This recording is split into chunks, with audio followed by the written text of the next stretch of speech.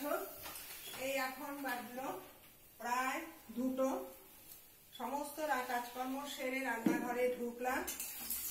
এখন গরম পড়ে গেছে, বাজারে প্রচন্ড সজনে ডাঁটা উঠছে। বেশ কচি কচি সজনে ডাঁটা দিয়ে আলু দিয়ে টমেটো বড়ি দিয়ে ঝোল, আর সাথে রইল ঝিঙ্গে আলু পোস্ত। এবার বাজারে খুব ঝিঙ্গে সস্তা এবং সবজি আশা করা জিনিস শুক্তো সবজিও খুব ভালো ছিল, দামের পত্র সস্তা, আর গরমের সবজি উঠে গেছে। এবার একটু দামের দিক দিয়ে নিলাম আর ভেজে তুলে দেব। জিরে আর বড়ি একসাথে ভেজে ফেলছি। ছিল হোলিটাও যে আসলো, প্রচন্ড গরমে তার বাইরের দিকে তাকানোই যাচ্ছে না। তাও আজকে ছাদ ভরে কাপড় কাচলাম, এরপরে ছাদে ওঠাই যাবে না, তো একটা একটা করে কেচে ছিল। আলু দিয়ে আলুটাকে আগে ভেজে নিচ্ছি, আলুটাকে আগে ভেজে নিচ্ছি, দিয়ে দিচ্ছি দিচ্ছি। এবার নুন হলুদটা দিয়ে দিই। সজনে ডাঁটাকে কোনো মশলা বেশি, তখন যেহেতু গরম পড়ে গেছে, এখন 70 টাকা পেঁয়াজ রাখবো।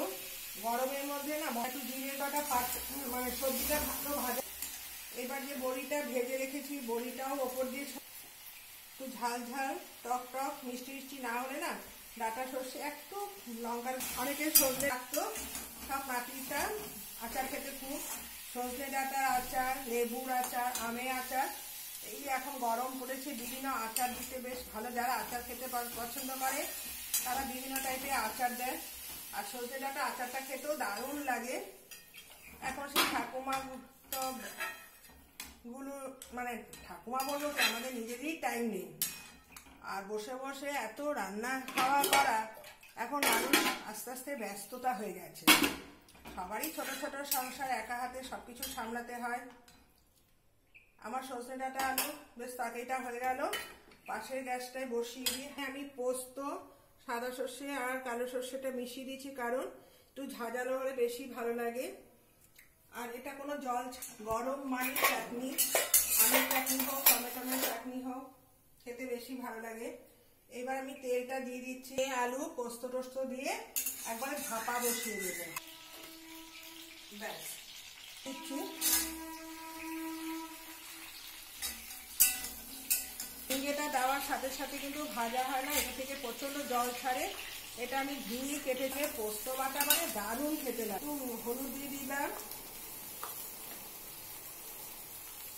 একটু নুনটাও দিয়ে দিচ্ছি, চিনি দিয়ে দিচ্ছি, যেহেতু ভাপা হবে।